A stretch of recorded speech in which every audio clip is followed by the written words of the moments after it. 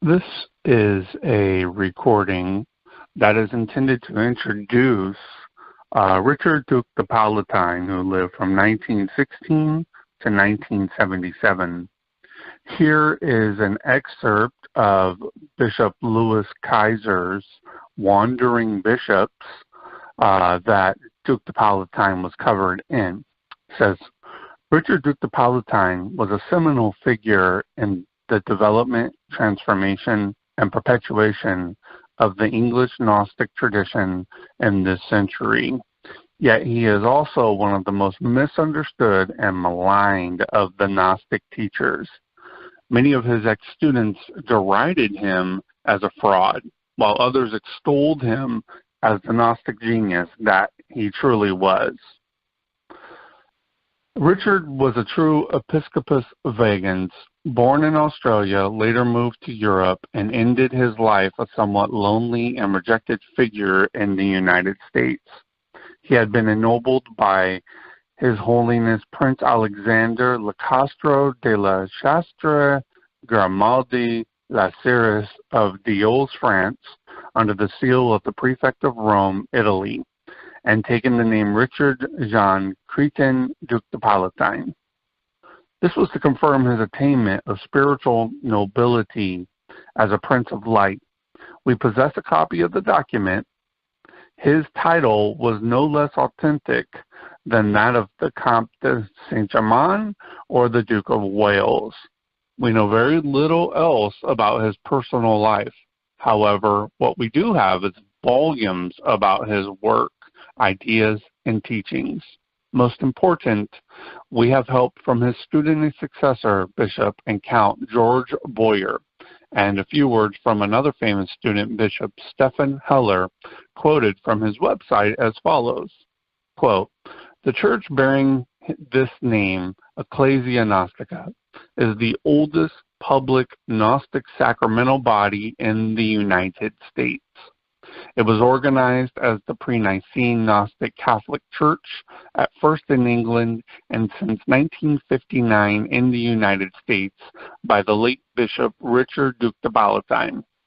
After the demise of the Duke de Palatine in the 1970s, the church he established in America continued its work under the name Ecclesia Gnostica.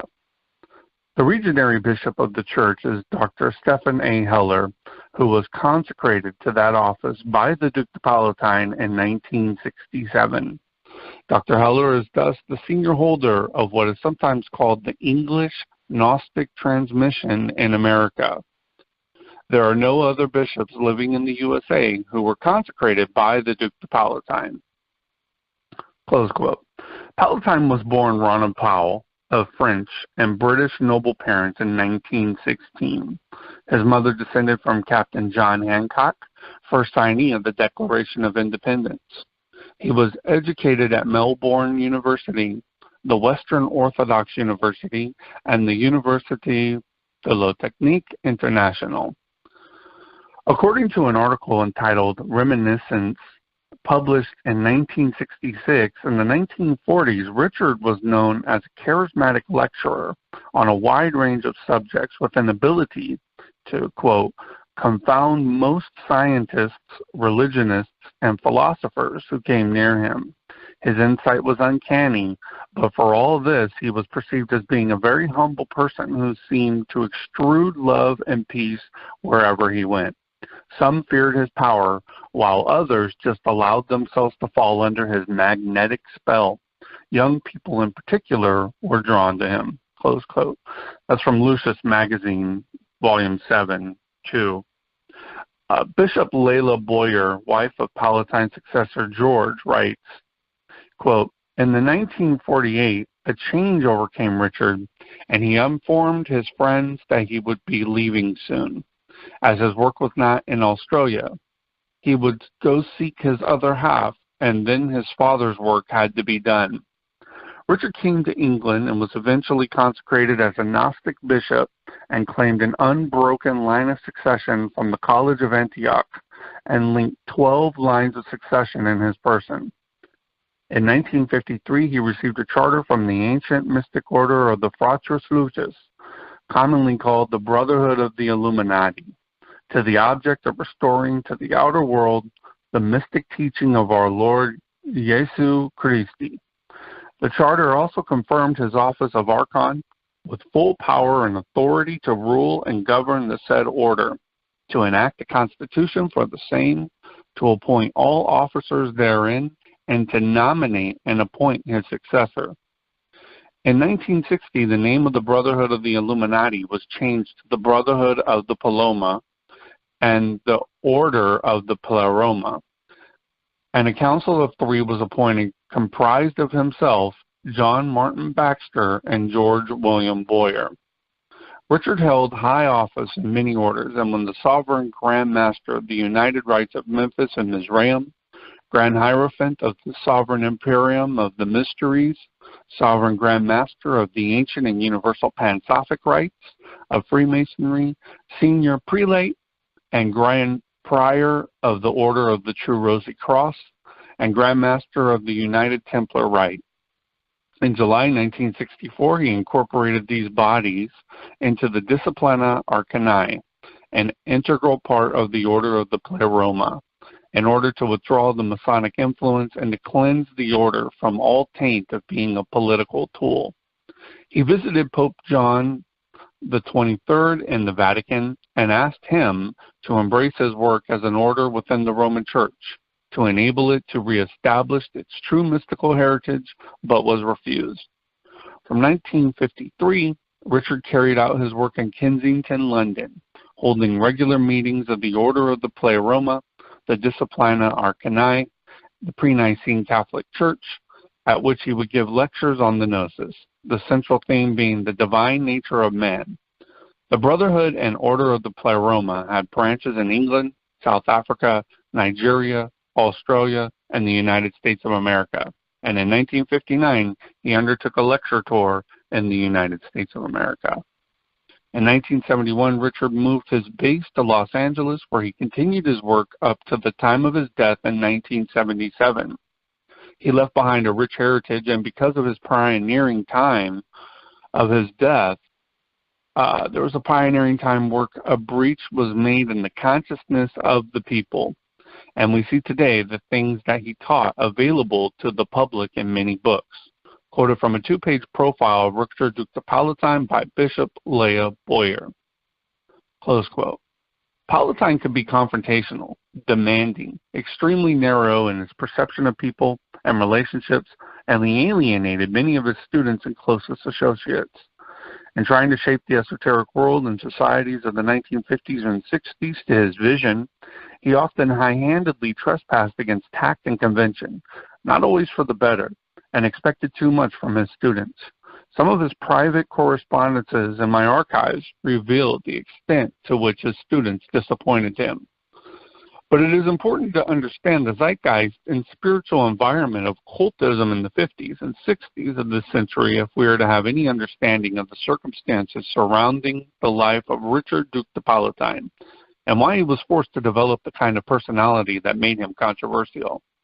After World War II, conventional and orthodox religion, which had waned in the 20s and 30s, made a vigorous resurgence in European and American spiritual life. There was much propaganda against the occult because of Hitler's reputed use of it. After the trauma of World War II, ordinary people yearned for the stability and simplicity of old-time religion. In Australia, England, and America, where Palatine carried out his teachings, the Anglican and mainstream Protestant churches stressed the dangers of occultism in their seminary training.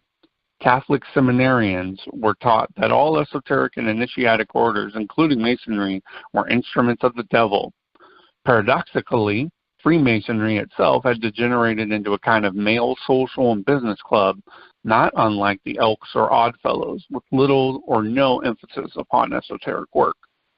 Palatine had plumbed the depths of Freemasonry through the Scottish Rite and attained the 33rd degree, and then gone into the esoteric ultra-Masonic and Egyptian rites, searching for spiritual enlightenment. The same quest had taken him into Theosophy and deep investigation of its monuments, especially the writings of Blavatsky, and he had made connections with various Rose-Croix, Martinist, and Illuminist orders still operating secretly in Europe and America. For this, he suffered rejection by his Masonic peers. He learned early on that his path was lonely and easily misunderstood, so he developed a personality that was demanding, well-defended, and strongly individualistic. Many of the traditional European esoteric orders had degenerated into dynastic traditions, carried down in families more as titles and journal archives than living disciplines. Palatine saw his mission as to reclaim their essences by gaining charters and warrants to properly reinstitute them with authority, to modify and adapt them to the spiritual needs of contemporary humanity. This principle guided everything controversial that he did, and the conservative opposition to his work, which resorted to character defamation and accusations of fraudulence, forced Palatine to develop the unyielding, take the offensive posture that ruled his personality. Without that characteristic, he simply could not have succeeded in anything, given the tenor of the times. Exactly the same was true for Blavatsky. She was an iron-willed, pig-headed, totally self-confident dynamo. If she hadn't been the way she was, we wouldn't know her name today, and Spiritism would have triumphed over Theosophy more than a century ago. As a scholar, I find Palatine's writings at times very knowledgeable, but at other times too much influenced by the one-dimensional perspectives of axe grinders like John Allegro, Hugh Schoenfield, and the 19th century Egyptian solar myth school, all of which have been shown to be unbalanced. Palatine is most credible when speaking about European orders, least credible in the areas of ancient and Hellenistic cult and Christian origins. Yet even there, he shows certain valuable insights. It seems to me that his forte was in the area of the European esoteric and initiatic orders and in the Disciplina Arcana, which he transmitted and taught. His most significant work was probably his synthesis and perpetuation of the full repertoire of European esoteric and ultramasonic orders in the context of independent Gnostic apostolic succession. Palatine was essentially the founder of the English Gnostic Ecclesia that is today perpetuated by Bishops Boyer and others in England, and Bishops Heller and others, including myself, in America. Palatine preserved and perpetuated the Pansophic or ancient rites of Freemasonry that John Yarker had spent his career painstakingly collecting valid charters and warrants to preserve.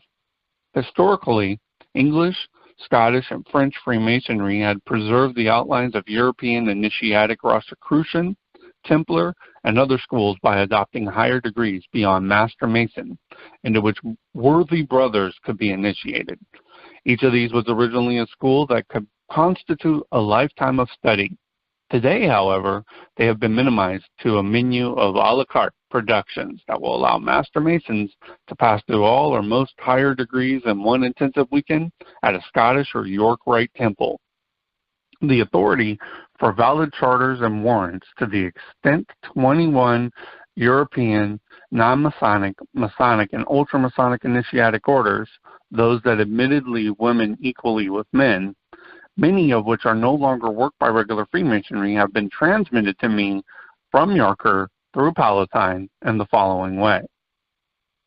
The illustrious Brother John Yarker, 33rd degree, 96th, initiated and installed James Hurd as the First Vicarius Salomonis, conservator of the rite of the ancient universal Pansophic rite of Masonry, which synthesized all esoteric European lineages in the late 19th century, who transmitted to Brother Hugh G. de Willamont, who transmitted to Duke de Palatine, who transmitted to Bishop and Count George Boyer, Grand Archon, Brotherhood and Order of the Pleroma, Hermetic Brotherhood of Light, Sanctuary of the Gnosis, which have authority to transmit the following extant lineages, who warranted the Grail Master on behalf of the Temple of the Holy Grail to carry forth the authorities embodied in the Pansophic Rite, including Illuminist, Ultramasonic, Fratres Lucas, or Brotherhood of the Illuminati,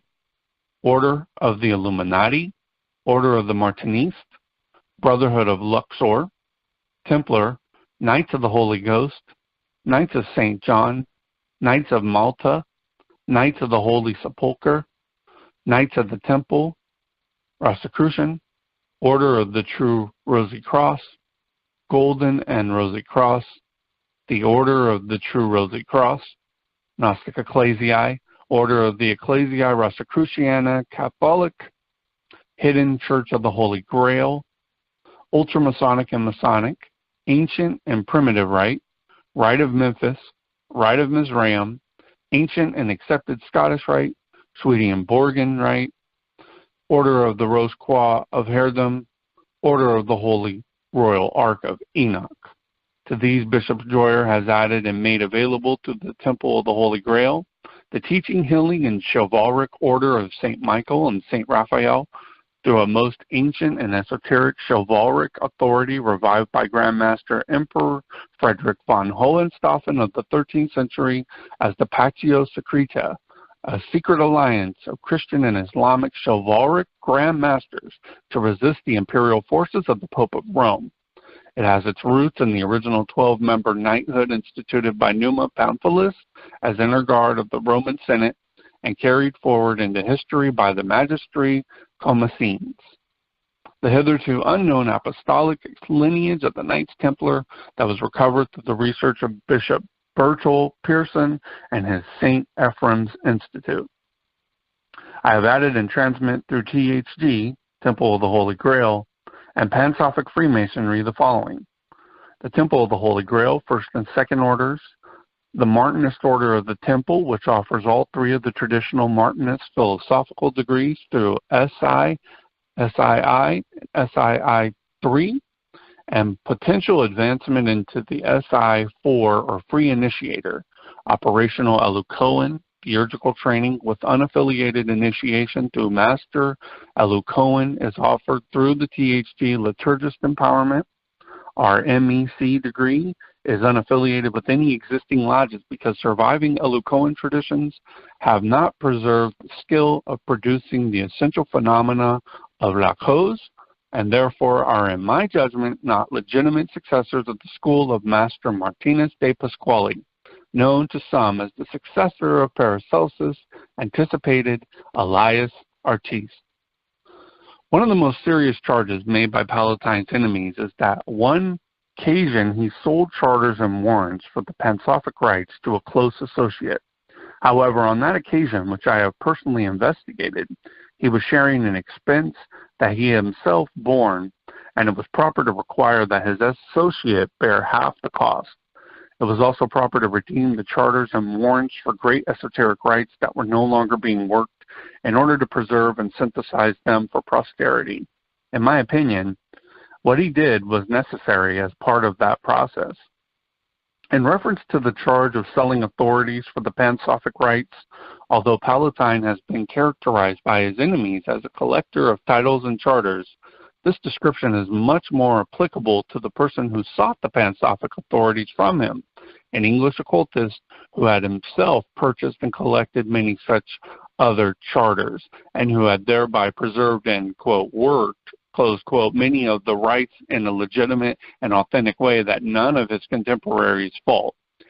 He survives in London, as of this writing, as a respected occultist whose contributions to the field are well recognized. The fact is that any accusations against him or Palatine in this matter are simply unfair.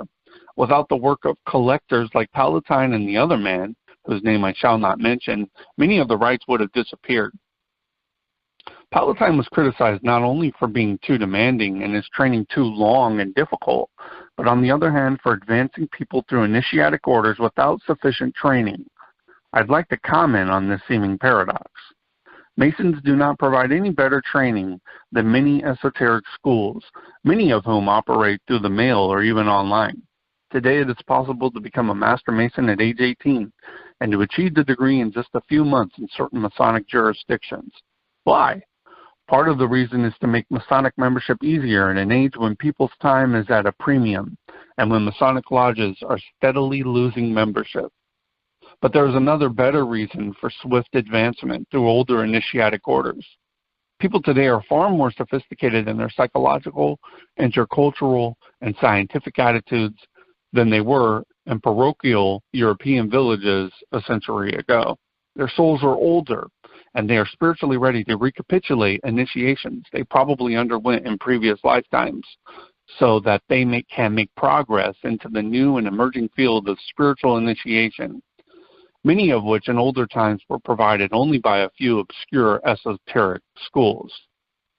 Thus today it is quite legitimate to elevate certain advanced people through many degrees of initiation in one transmission. The Dalai Lama, having spent much time in exile in the West, chose to initiate Westerners into the most advanced of the Vajrayana Tantras, the Kala Chakra, on the basis of their own self-selection. If that is so, then how can a developed initiate like John Yarker be criticized for advancing spiritually ripe colleagues to the degree of Memphis and Mizraim in the late 19th century? How can Palatine be criticized for the same? All this is to clarify the fact that there are several practices done in this century that would have been fraudulent in previous centuries, but are quite appropriate for now, such as 1. Fast advancement through certain initiatic degrees. 2. Ordination and consecration of seemingly untrained person into holy orders. 3. Deletion of the requirement for Masonic membership for initiation. 4. Ordination, consecration, installation, and initiation of women into traditionally male offices. And 5. Synthesis of older crystallized orders into revitalized vehicles under new names. Palatine deleted the Masonic requirement, synthesized authorities, warrants, and charters, used spiritual discernment as a basic canon for ordination and consecration rather than seminary training, and was willing to quickly advance people to higher degrees when appropriate. For this, he was unfairly designated by a fraud by some. In fact, he was a pioneer of modern Gnostic spirituality. However, as one critic of Palatine points out, most lineages are only valid when passed down a line of successful practitioners, Tibetan Buddhism, Sufism, etc. I therefore find myself skeptical of any lineages passed via collectors of degrees who make no attempt to practice, such as may or will be the case with anything received via the Duke de Palatine. We must assume that by practice, our critic does not mean, for example, performing the rites of Memphis and Mizraim or producing the degrees of the various Rose-Croix initiations. For these are the Pansophic rites transmitted through de Palatine, which he in fact did practice. But our critic does not understand that these and other such rites are mere external group exercises or liturgies through which invisible, Kabbalistic, and Hermetic forces are contacted to potentiate the interior unfoldment of lodge members. These rites are not the essential gnosis or the primary ontos of any school or tradition. They are merely ritual instruments that were appropriate in a medieval setting and that are secondary to the essential transmission. Also, one must ask, how many of those who work the rites of Memphis and Mizraim still have the entire 99 degree? And of those, how many actually do the internal alchemy work related to the material of the quarantines of Cagliostro? Then he says, nobody, I hope, unless they want a dose of mercury poisoning. If one studies the transmission of Dzogchen illumination in Tibetan Buddhism, for example, its realization comes in 1,000 ways entirely independent of formal practices. In any spiritual system, it is a fact that students can practice, recite mantras and prayers, perform sacred rites, do prostrations, etc., until their hair turns gray and they drop dead without ever making any kind of spiritual attainment. By the same token, people can work all of the rites of every secret society that ever existed in Europe without earning even one spiritual initiation or making one spiritual achievement. The issue is not to practice these rites. Rather, it is to realize, incarnate, and make practical the essential nature of what they represent and symbolize. Did the Duke de Palatine have such realization? Absolutely. The evidence for anyone with a modicum of discrimination is clear in his taped lectures, which are preserved in my archives. The man was a great Gnostic teacher. Palatine leaves behind volumes of passionate writings that reveal great familiarity with the inner teachings of European occult schools, deep psychological understanding, and surprisingly good academic knowledge of the European esoteric vehicles and their relationship to the eternal gnosis. Much that the Duke de Palatine instituted or accomplished continues to serve the future of new and emerging spirituality. He held a high vision of this future. There was a method to what he did, and time is proving the wisdom and fruits of his efforts, such as collecting, preserving, and reinstituting many of the ancient charters under which he called the Order of the Pleroma, which are still maintained under the other names by Bishop Boyer, and through him, the Temple of the Holy Grail and Pan-Sophic Freemasonry. I read to you this article because I wanted everybody to understand the background of Duke de Palatine. Now, in the article, you heard many, many terms of which I have spent a very long time, over a decade, collecting these lectures, collecting these papers, and ransacking the archives of all the archivists, finding everything I could possibly get, making all the connections, and working with such people to explicate Duke de Palatine's material. Therefore, because the copyright and the individuals and orders and lineages are so varied, what we're going to do is we're going to go through all of these lectures. I'm going to read them to you, and then after the reading, we'll have a comment or some kind of side instruction on them, what they involve. But I wanted you to freely be able to see who Duke de Palatine was, who a great bishop said he's pretty much the summa of all esoteric lineages and initiatic transmissions. And I'm making an effort, very modestly monetized, to share this with the entire world. And I wanted you to be able to hear this free and fun, and to know what we're going to go in through the rest of these presentations. We're going to go through specifically the Disciplina Arcani. We're going to go through the Brotherhood of the Order of the Pleroma, the Order of the Pleroma, Bishop Kaiser and Boyer's archives. We're going to go through everything that I could possibly find, which is thousands of pages, to be able to show you what exactly this article is saying and what exactly Duke de Palatine taught in his time. If any of those who hear these lectures have a problem with it, please send me an immediate cease and desist, and I will pull them down and compensate duly for any kind of monetary harm. But until then, no one has claimed and no copyrights have been exerted on these teachings, so they are therefore being offered to the world and perpetuated by an archivist of the Sanctuary of the Gnosis.